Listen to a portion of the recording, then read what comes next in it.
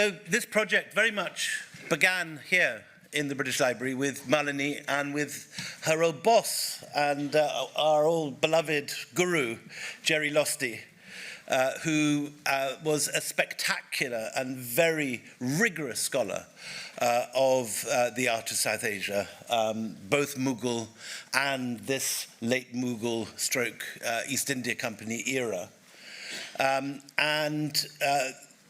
The one real success I felt I had with this exhibition was persuading both of them to come on board and give their expertise, because they had both been planning, I think, at various points, similar exhibitions, which for various reasons never happened. And they brought all their lifetime of learning to this show, which went up in the Wallace collection in 2019, and became the most popular show ever at the Wallace, until COVID dealt it a sad, premature end. They had a brief second moment in that sort of post-COVID era when it reopened and had a second wind. But it's a celebration of an era of painting which we all felt had been orphaned. If you read the works of Indian art historians, the productions under company patronage are often shoved at the end in a very sort of minor position. The great masterpiece of modern South Asian art history is B.N. Goswami's Masters of Indian Painting, which had 2 volumes representing the whole genius of Indian painting, and very much reflected B.N. Goswami's concentration on the individual artist with a name and a life and his own particular approach to painting. And he worked this approach out from early Jain painting, through Sultanate painting, through Mughal and Deccani painting, and then at the very end of volume 2, there was just 2 pages saying company school painting. And this book was a polite riposte by a chela to the guru, saying that this deserves more, that this work, which has been considered almost unpatriotic almost by Indian art historians, actually has a remarkable story to tell, because what it is the last great phase of traditional indigenous Indian painting before the colonial art schools begin to exert their influence and encourage, under the well-meaning but to our eyes entirely mistaken efforts of people like Lockwood Kipling, Rudyard Kipling's father, to get Indians to paint like Englishmen, like Brits. And what's remarkable about the painting done under the East India Company is that it is, in reality, in a sense, late Mughal painting. Many of the artists who did it were also working for Mughal noblemen, Nawabs, Nizams, governors, and emperors. And the best of these paintings, of which there are an extraordinary number, reflect the genius of the Mughal court, and only the lightest of touches from their company patrons. So the company patrons do play a part, and that is part of the story. This has been long known in the sale rooms, and for the last 20 years, pages from the Fraser album and from the Impi album have been among the highest earning, if you like, or most sought after, which is the other way of putting it, Indian art available for sale in the auction houses. And paintings such as this from the Impi album were reaching figures of 100,000, 200,000, 300,000 pounds a page. And yet there was nothing written by serious art historians on this art. And so this book, Forgotten Masters, which is, I'm glad to say, available, funnily enough, in the bookstore downstairs, is an attempt to corral a whole load of the leading scholars, including Malini, into producing their thoughts on this painting. And just to set the scene, what is often forgotten in nationalist retellings of colonial history, both in nationalist British tellings and in nationalist Indian tellings, is that the active agent of colonialism in South Asia was a corporation, a company. It was not the British state. It was not Downing Street or Buckingham Palace or Windsor Castle or the Foreign Office or the British Army or the British Navy that effected most of these conquests and ruled the land that was conquered. It was a business operating for most of its career out of this small office. Not even the two offices to the left and right, just the 5 windows in the middle. Much smaller than this block of the British Library that we're in now. No banner on the outside, no proud inscription saying the East India Company, just a blank railing. And you can see in the picture the 18th century ladies and gentlemen parading up Leadenhall Street, apparently completely unaware that they were outside a building from which a quarter of mankind and most of the largest producing area according to GDP in the world was being ruled, not just from one small country on the periphery of Europe, but from one company owned by its shareholders, existing entirely for the purpose of the profit of those shareholders. And the further I sort of go away from the 20 years I spent writing about this colonial history, the odder it seems. How on earth did India, which in the 18th century produced something like 6 times the wealth annually produced by Britain, how did that place succumb to a very small number of British actors? At the time of the famous Battle of Plassey, 1757, there were only 250 civil servants stroke administrators stroke factors in India. And the most bizarre bit of the story is that India was conquered not by white British armies, but by Indian armies of mercenaries, paid for by, financed by largely Marwari Jain banking houses, who raised the capital to fight these wars. And that as late as 1857, 95% of the fighting force of the East India Company was Indian. It makes no sense to us. It's baffling in every way. And yet that is what happened. By 1799, the year before the British rearmed to fight Napoleon, the East India Company army in India is 200,000 men, while the entire British army worldwide is 100,000. So this business operating out of this building with a skeleton staff, thank you. With a skeleton staff, pulls off the most extraordinary act of corporate violence in history. And extraordinary infrastructure develops in this country. We're looking now as if out of one of the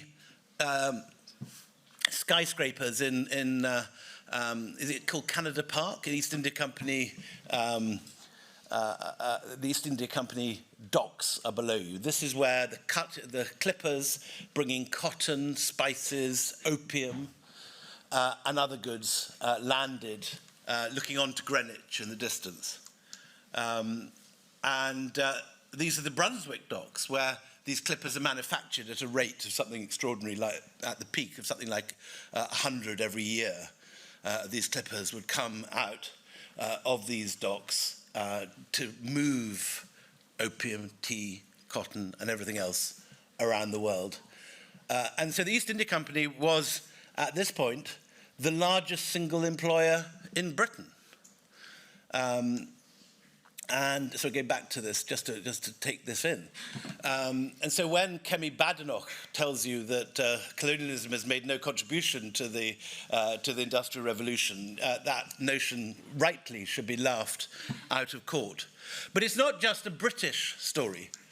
The East India Company is the first multinational, and its tentacles extend around the world.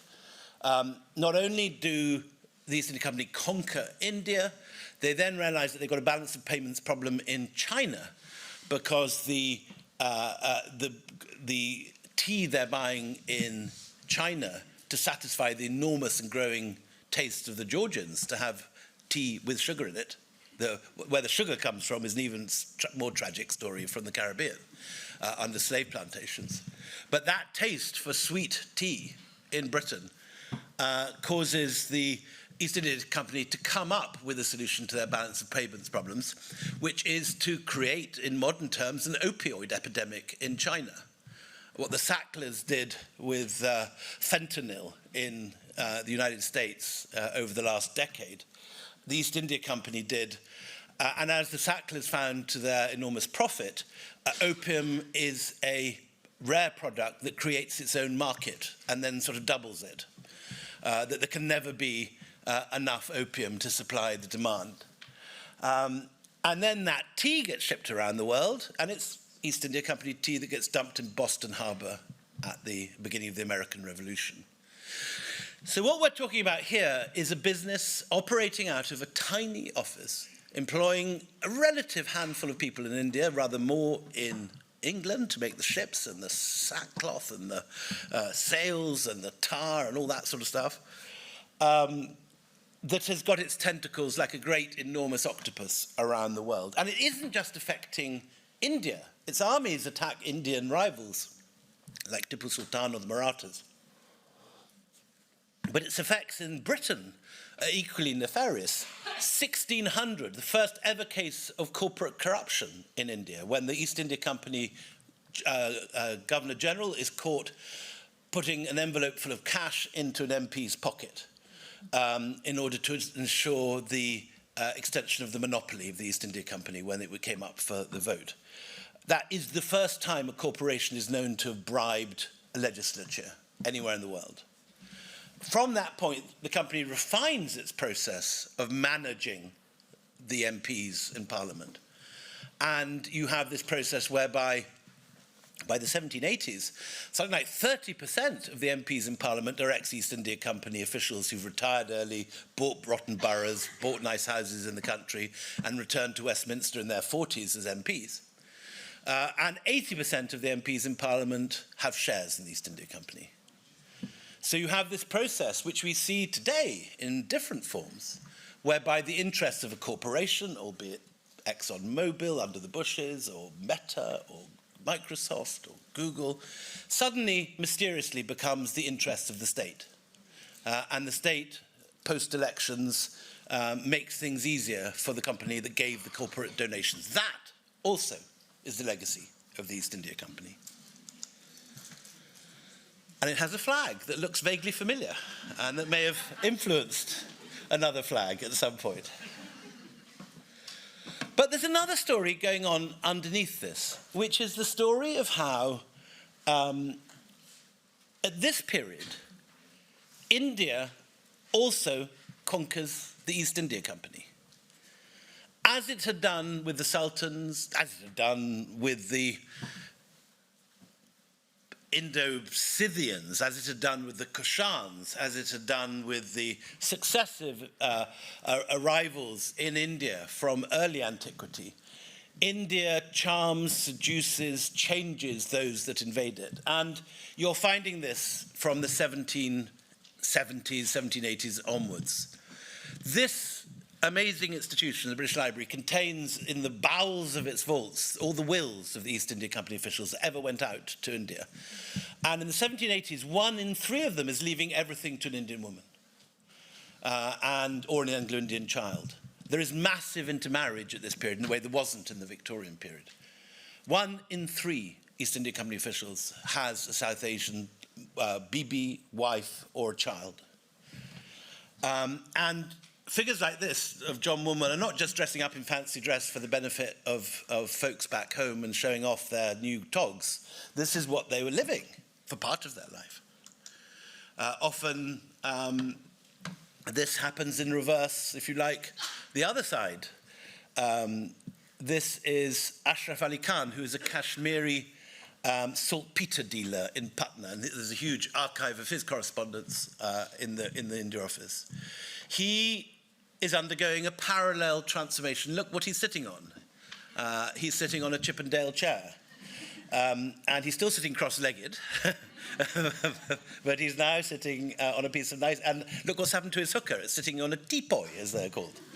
And he's neatly taken his two duties off, and they're sitting on the ground. And his beloved, who is called Mutabai, is sitting more decorously on the chair with her legs down in the European manner, but also smoking a hookah with the hookah raised up on a teapoy. So in 100 subtle ways, culture is flowing in both directions. Brits are wearing turbans, have got in their wills at this period.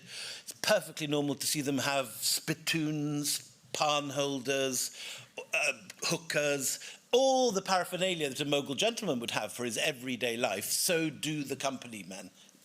Likewise, the Indians who are coming into contact with them are picking and choosing the bits they like, sitting on a sofa rather than on the ground, using knife and forks, possibly, or porcelain, or not, rejecting it in other cases. And this is happening in art, too. This, I've always thought, was a possible self-portrait of Mazhar Ali Khan, but Jerry Losty used to laugh at this idea as just a portrait of an artist. Whoever it is, it's a Delhi artist. It's painted almost certainly by Mazhar Ali Khan, 1825, Delhi. But what's amazing is the hybrid world he's living in. On the ground, next to his feet, are oyster shells containing Mughal pigments of ground minerals. In the calligraphy boxes beside them are English watercolor sets imported from England. The artist, let's call him Mazhar Ali Khan, is sitting in the Mughal manner of painting with one leg raised, a board to paint on. That is how artists painted the Mughal miniatures that you'll see in Malini's lovely gallery if you go down there. Not just the company ones, but the Mughal ones. One leg raised and resting on the knee. But look, he's wearing European spectacles because his eye's going after a lifetime of painting miniatures. And he wasn't alone in this. One of the nice discoveries that we made in the show was the identity of a painter whose pictures are very well known, but we didn't have his name, Yelapa of Vellore. And Yelapa, likewise, is sitting, he's painting on a tea chest, apparently, with a couple of chocks in the back to tip it to the angle that he wants. So he's slightly changed his method of painting. It's not resting on his knee, but he has got the oyster shells, and he's got, next to the water pot, you can see one oyster shell there, and the watercolors, and a variety of brushes.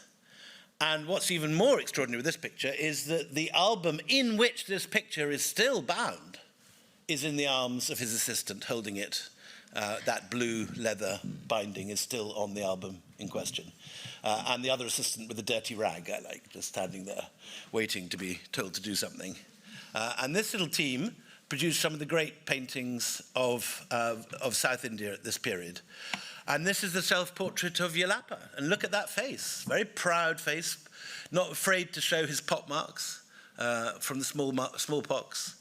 But that's a very direct stare by an artist who's clearly proud and proud of himself,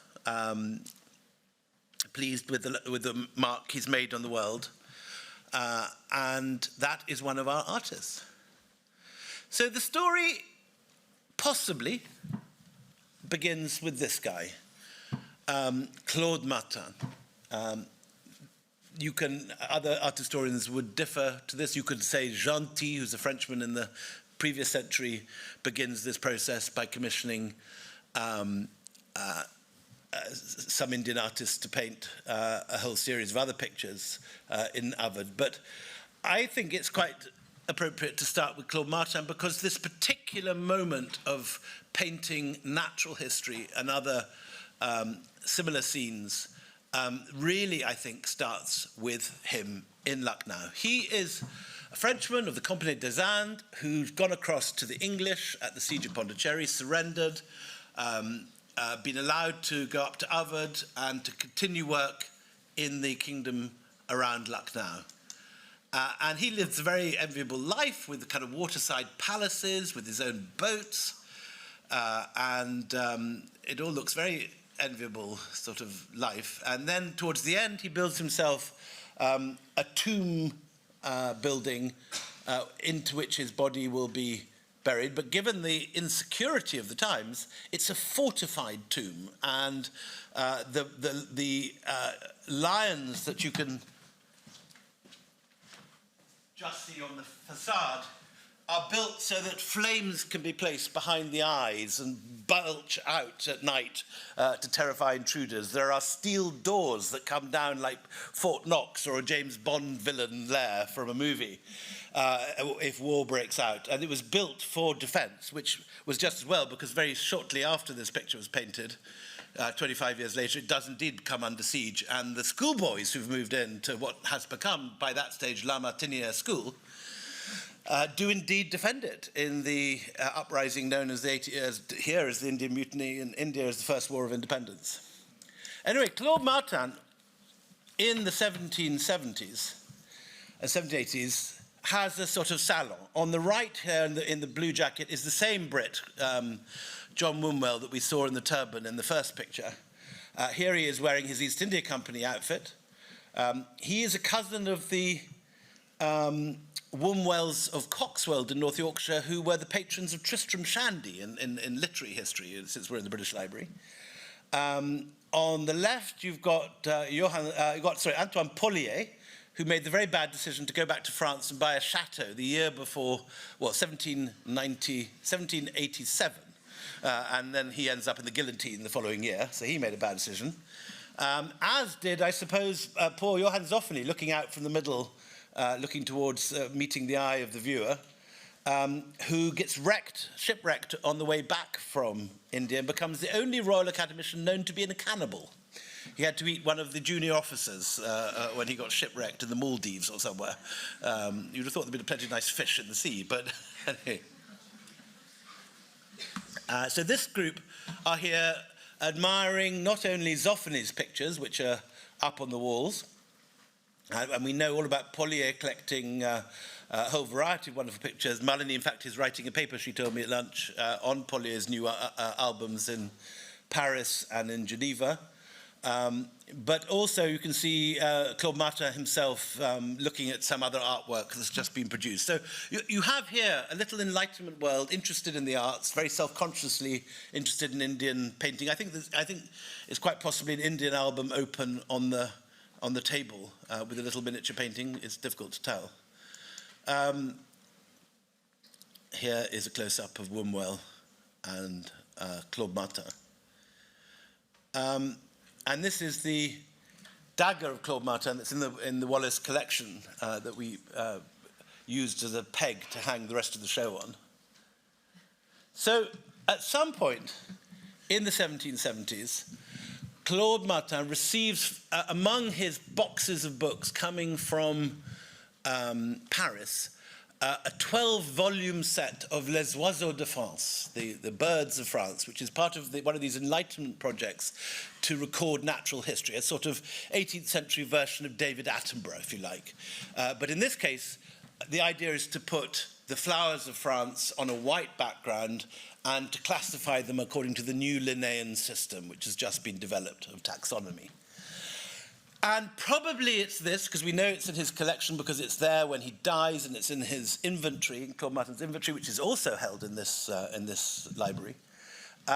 It's probably this, or possibly this, which gives the idea of Claude Martin of using the Mughal artists who've been busy painting court scenes and nawabs and all the kind of stuff going on in Ovid, to instead paint the plants of India and les oiseaux des Indes, the Indian flowers. And they adopt some of the conventions of 18th century natural history painting, like cross-sections that you see in some of the stalks to the right, the white background, and so on. But also, there's quite a lot of the Mughal tradition of flower painting from the dates, from the period of Mansur on, with this fantastic detail of closely observed natural history that you find in the Indian tradition.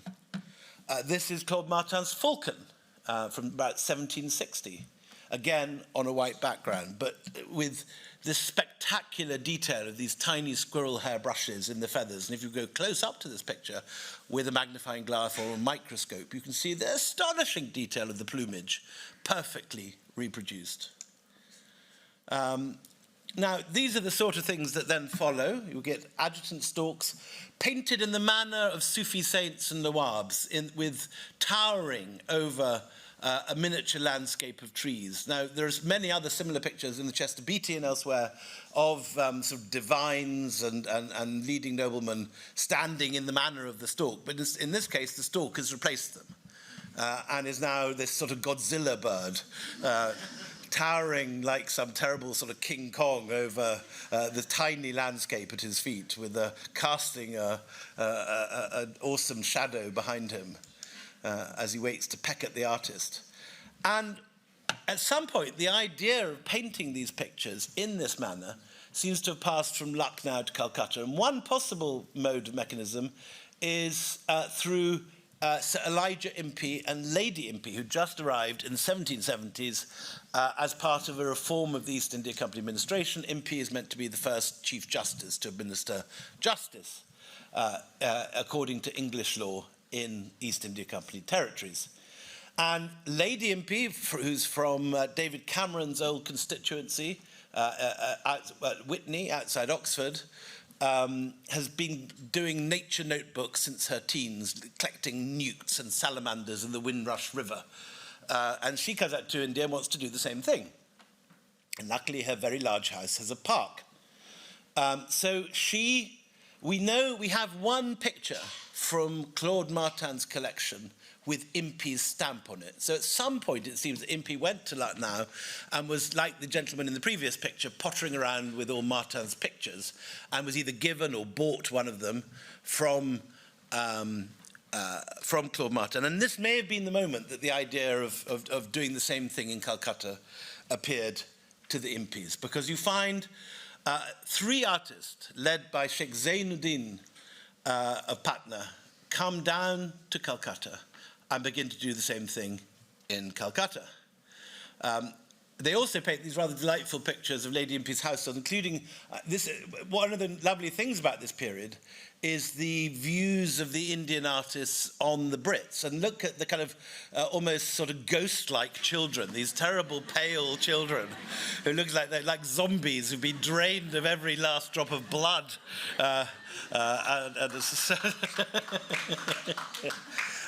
Running around the nursery floor. And we'll see more of this in a little while. So these masters are great painters by any standards, any time in history.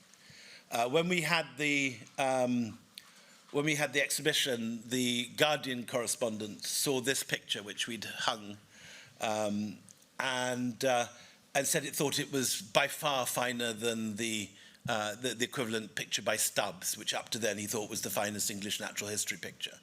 So these are not minor productions, a small appendix to the history of Indian art. These are some of the great masterpieces. As I say, in the sale room, they sell for more than any other Indian painting. This is the wonderful shawl goat in the V&A. Remember, the East India Company is always thinking about what it can buy, sell, or grow for profit. And this delightful goat they are thinking also of the fact that they can sell the shawl wool for more than any other wool in the world.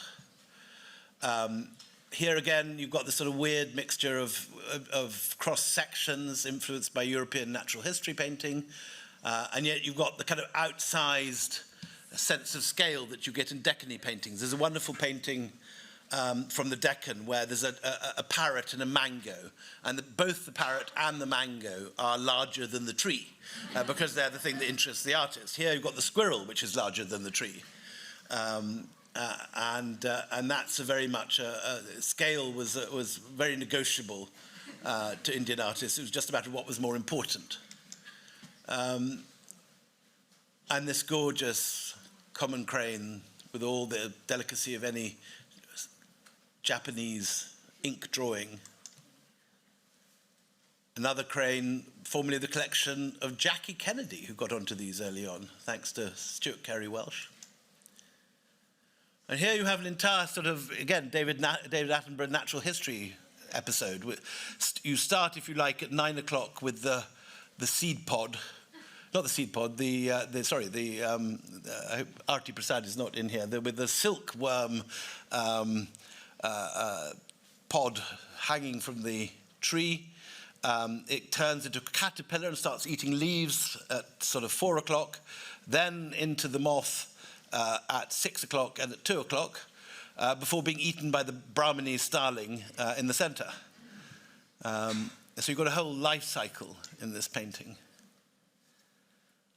This, I think, is very interesting, partly because it's just so beautiful, but partly also it makes me wonder, were they painting live animals, or is this rigor mortis? Is this bird scratching its wing and cleaning itself, or is it sort of dead and sort of found on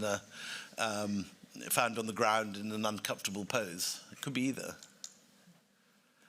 And we had our own special sort of COVID corner to celebrate COVID with pangolins, which is Malini's WhatsApp picture, I think, to this day. Is it, or are you still possibly? Just to go with the COVID theme, these male fruit bats. This particularly male fruit bat sitting here with all the presence of a sort of caped commendatore issuing a lady into a Venetian opera. Come, my dear, you'll be quite safe with me. And this is his girlfriend. And this is his mother-in-law. Anyway. And so this spreads around Calcutta. 2 or 3 years later, one of Zainuddin's assistants, Bhawani Das, is painting green mangoes for the Kerr album. Is that here? Is the Kerr album here? I can't remember. No, it's Q, I think, have got this. But it's a gorgeous picture of these green mangoes on the left and this extraordinary foreshortening of the leaves on the right. And remember again, with all the beauty of this picture, what it's actually depicting, which is opium poppies. This is where opium begins. This beautiful flower and its pod produces something that is very deadly, even to this day.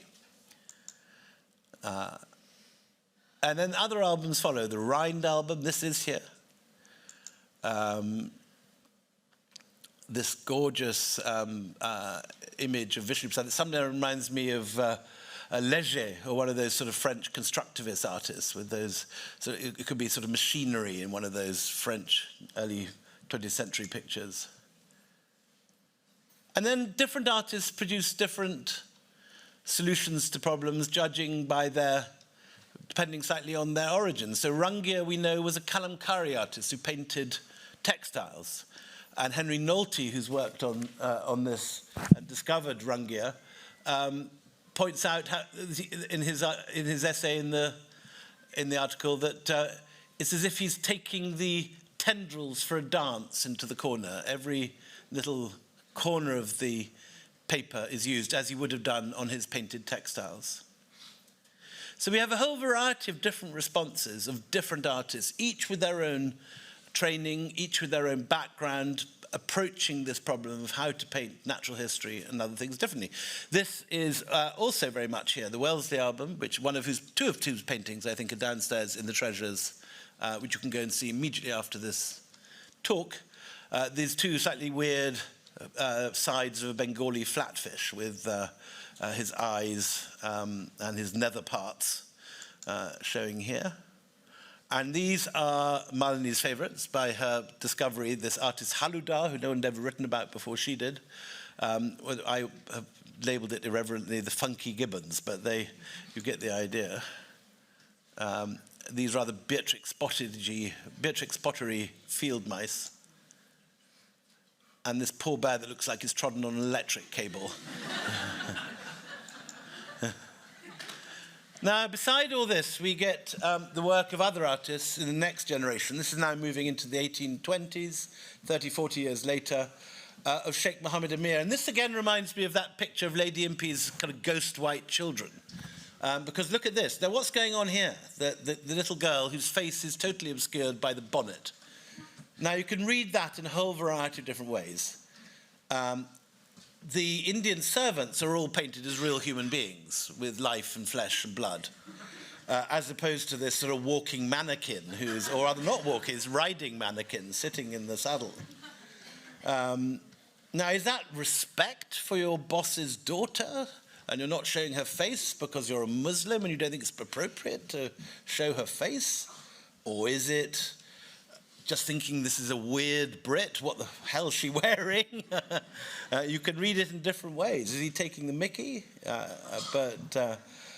It's a wonderful painting. And Sheikh Mohammed Amir made a living going around the houses of Calcutta, painting all the things dear to Englishmen, particularly their dogs.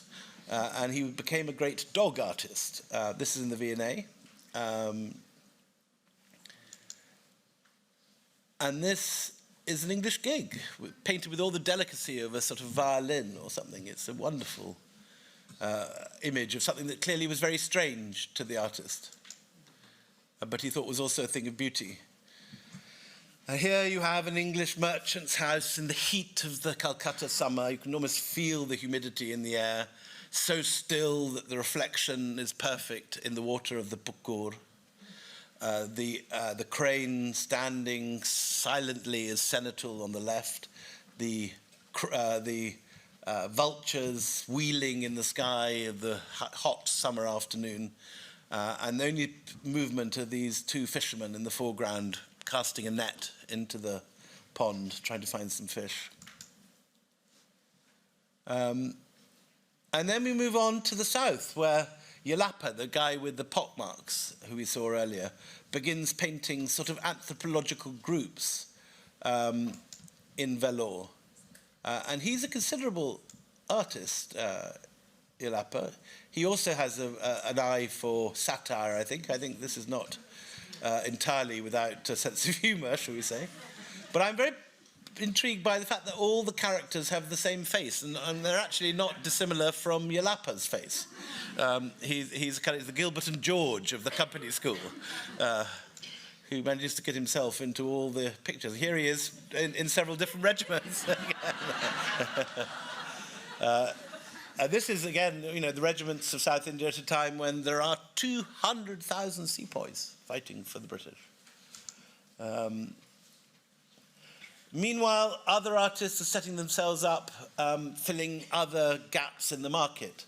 An artist called Sheikh Latif, who we know from Fanny Parks, was descended from the builders of the Taj, starts building sort of architectural models or flat facades, possibly influenced by the Daniels. There are some theories that maybe some of these artists were working with the Daniels and their camera obscura when they passed upriver. But they're artists of considerable ability and delicacy. And the lightness of this captures the lightness of this wonderful Sufi tomb in the middle of the mosque in Fatehpur Sikri.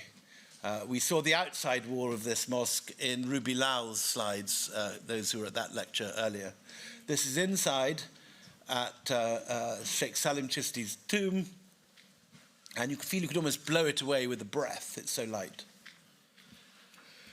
Then we come to Delhi, where the family of Ghulam Ali Khan, who also may have worked for the Daniels, but also definitely worked for the Emperor Bahadur Shah Zafar as a court painter, born of the palace, he says, in other words, said to be claiming descent from the great Mughal painters. And one of his descendants, who's around to this day, was he called Feroz artist, I think, claims that the family descended from Mansur, who painted the animal pictures. Interesting, as this provides a direct link between these sort of company school paintings, if you want to call them that, because I don't think there is such a thing as the company school, because they are different artists producing different solutions to different problems, and there's no one school or one likeness, but they're definitely produced as a result of European patronage. Anyway, Ghulam Ali Khan works for a variety of patrons because he can. He works for James Skinner, and this is a picture of James Skinner's new church, the first big church in Delhi. There had been a small Armenian chapel before this, with his Haveli in the background, a mosque for his Mughal wives, Muslim wives in the foreground to the left, and right at the far corner, the dome of William Fraser's house, William Fraser being his friend and his junior officer in the regiment that he raised, Skinner's horse. And again, Ghulam Ali Khan is rather like Sheikh Mohammed Amir painting the weird English gig as something very foreign to him. You get that sense of foreignness in this image of the interior of St. James Church with all these Brits wandering around in their top hats. You also get a sense of strangeness when he paints Nawab Abdul Rahman Khan of Jajja riding his tiger, as you do of a hot afternoon in summer in Haryana, around Hansi, where he was based. And the greatest of the paintings, in my view, are the Fraser album, The Equal of the Impis, commissioned by Skinner's friend William Fraser, who was the East India Company resident at the court. And she would Pari Khan would cut a dash in any Delhi nightclub today in those bell-bottoms. And look at the slippers. And look at her natty little, I don't know what you call them, trews? What are they? Wonderful bell-bottoms. Here is her friend and rival Malagar, painted by another artist, Lalji, also for the Fraser album. And this is a sort of before and after picture of William Fraser's assistant, Kala, shown on the left, coming out of the Haryana bush with all slightly sort of disheveled, as if he's just scrambled out of a jungle. He appeared like this to rescue William Fraser after he missed a tiger, and Kala appears and kills the tiger with his own sword, which is an act of considerable bravery, after which, of course, Fraser then sort of dolls him up, gives him a nice sort of blow dry and cut in the Oberoi salon and presents him in the sort of mock Napoleonic outfit a few years later. But there's also some sort of weird Shavite thing going on. Look at the half moon and the tiger skin of the shako. And hang on, just go back. He hasn't failed to notice that he has, if I can find in the middle of, here you see on the cross belt, there's the Fraser crest with Je suis pressed and the Fraser hind's head on his chest. So he's appealed both to his Scottish patron and to whatever Skinner was going on about all these Shavite symbols in his regiment. He has local mendicants among the pictures, more characters with tiger skin hats from the Skinner's horse, looking like Flashman or something. And this handsome chap, Umi Chand, dressed up. All these characters get massacred about 3 years later, incidentally, in the first Afghan war, when Skinner's horse gets wiped out on the retreat from Kabul in 1839. And James Skinner's son, also called James Skinner, is among the casualties. So all these men who are seen here as emerging from the fields of Haryana and also as doled up as cavalry officers in Skinner's horse, all came to a horrible end very shortly afterwards. But he also painted the kind of the local toffs. This is Prince Kumar Ajit Singh of Patiala in all his durbar. And that's my landlady's forebear to this side. in Delhi. A load of Afghan mercenaries with enough weaponry to sort of steal the Koh-i-Noor, I think, from one of Ranjit Singh's treasuries with a bow, arrow, club, knife, dagger, musket, and pistol, and worry beads, just in case you felt you weren't protected enough. Here they all are, lined up, ready for battle. But Fraser also had his own private life in Haryana. This was his girlfriend. And she was a Jat woman whose beauty was beyond compared, according to one chronicler. And this was her mother with a beard on this side, and her father. And I think it's a wonderful domestic scene with all these tall pots for the grain in this little village. And these are probably the first paintings of villagers in Indian art. We look at these characters when we know who they are. They're not generic types. They're not, a farmer with a plough or a buffalo. This is William Fraser's girlfriend, father-in-law, mother-in-law, and probably his daughter in the middle. Look at that little fair face. A little bit of Scots complexion there. And these guys all have numbers, and on the back of it is their name and a little pen portrait, a little sketch of each. So-and-so owns so many biggers in such and such a village. But this is a colonial picture, and it's not just for fun or for art history. On the right of the picture, William Fraser's munshi and man of business is taking down the land holdings of each village, landholders, so they can be taxed for the colonial revenues. And what you're seeing in this picture is all the land records of the village being examined by these colonial officials at one remove through their munshis, ready for taxation. But at the same time, these are, and Malini, correct me if I'm wrong, can you think of any earlier pictures of villagers whose name we know in Indian art? They are the first ordinary people in Indian painting. So just to finish, after this, a process of Europeanization really begins to set in. And Sita Ram, who Jerry wrote lovingly about for many years, was a kind of archetypal figure in this process, because he starts off as a kind of standard company school illustrator doing grasshoppers and things like that, and ends up doing sort of Memsabi watercolors when he goes for a trip with the Marquis of Hastings. These are scenes, that was from Agra. This is La Martiniere again, fireworks around the lake to celebrate, I can't remember, Waterloo or some victory somewhere, the Treaty of Amiens. And you've got all the silhouettes of the observers looking onto the picture and all the fireworks going off in this great arc. And it's rather like a Turner, I think. Certainly unlike anything else in Indian painting up to this point. And finally, my favorite here in the British Library, Sita Ram's Great Gola. This was Warren Hastings' response to the famine of 1772, was to build these sort of enormous granaries all over the place. But it was a project abandoned by his successors and never really properly used for famine relief thereafter.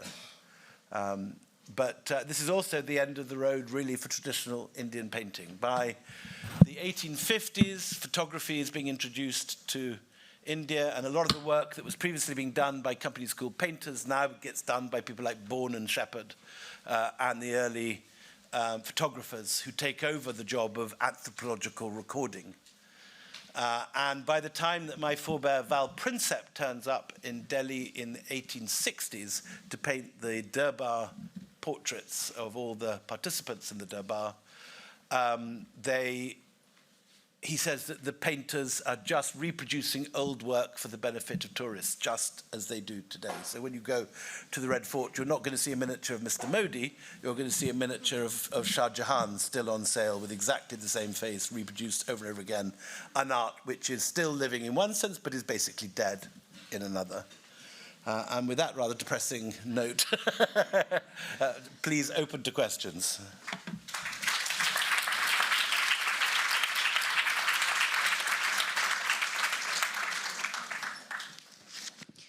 So a lot of people here know you more for your historical publications and your travel writing, but a lot of people don't know about your foray into art history. And this is a long-standing thing that you've been very active and very passionate about. So I thought you might want to say a little bit more about your, I mean, I first met you probably around 2010, 2012, when I was doing this exhibition here at the library on the Mughals.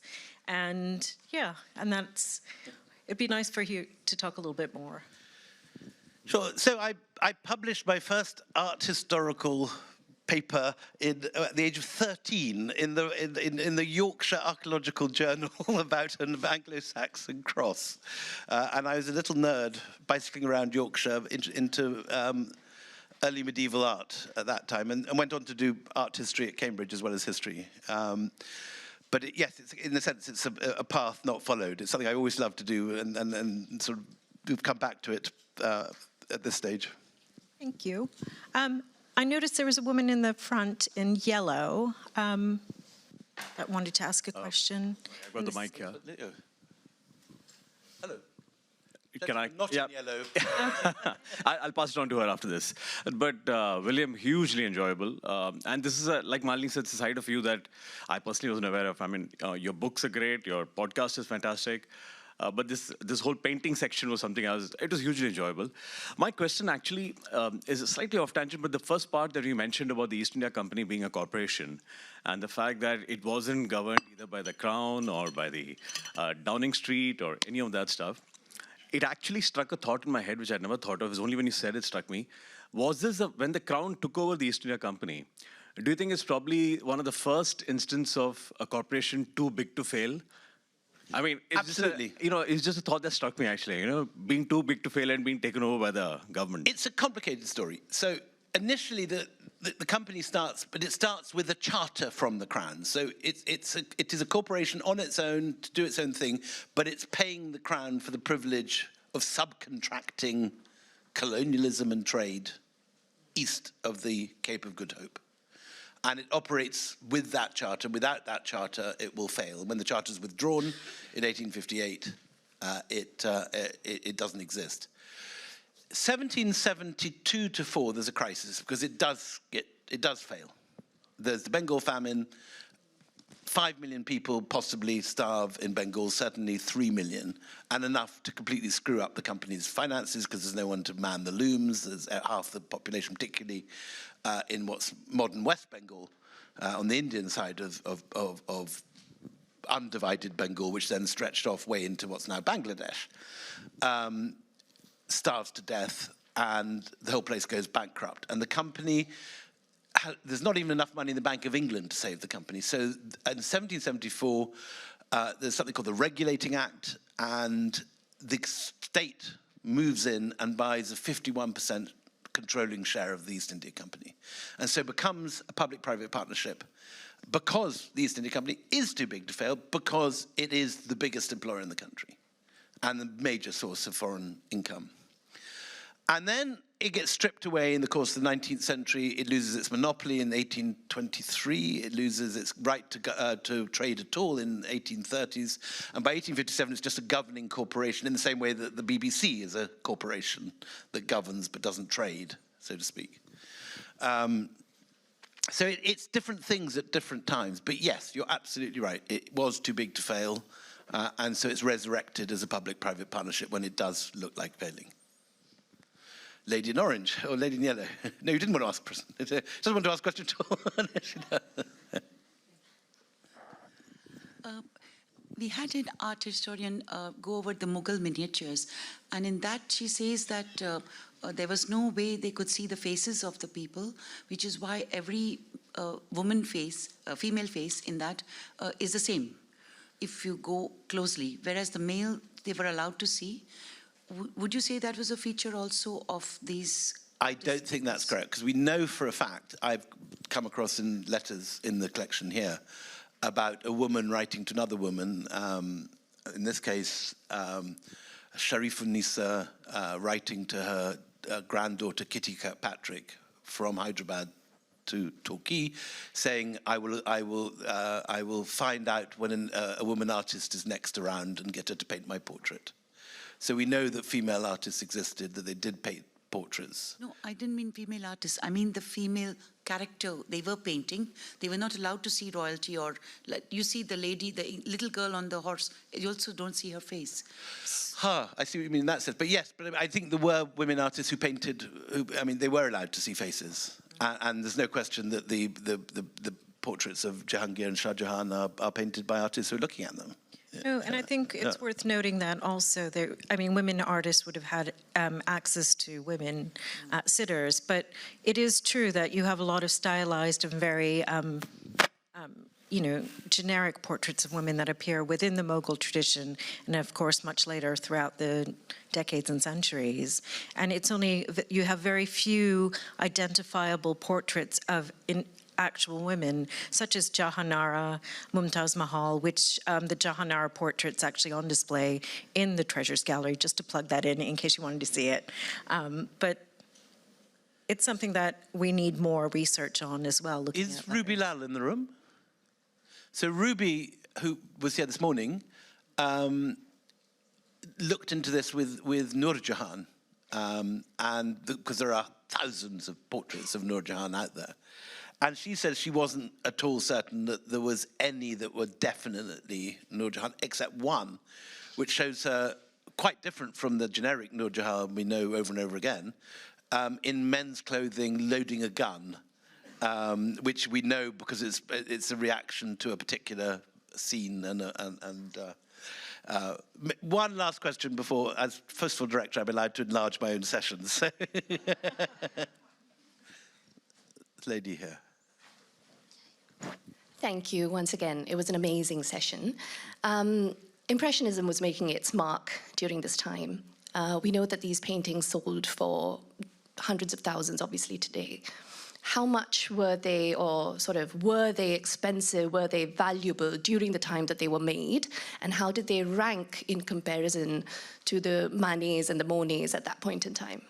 So very, very tragic answer to that. They were almost worthless. And we know that from, so William Fraser commissions all these wonderful Fraser albums that we today, if you want to buy a Fraser album picture today, you would never, ever see them coming up with less than 250,000, and the best ones are 3 times that. At the time, we know exactly how, I can't remember how many rupees it was, but it was, a very, very small amount. And we also know that they were used not as, that Fraser, who is one of the more Indophilic, sensitive, for example, the Sufis in Delhi say he's the only Brit that's bothered to understand Sufi lineages and learn the subtleties of mystical thought and so on. He commissions these pictures not as major artworks, things of beauty in themselves, but as aid memoirs for his brother, who's going to make lithographs for sale in Britain, and the artwork is the brother's work. Not this is like a Polaroid being used to get the clothes right.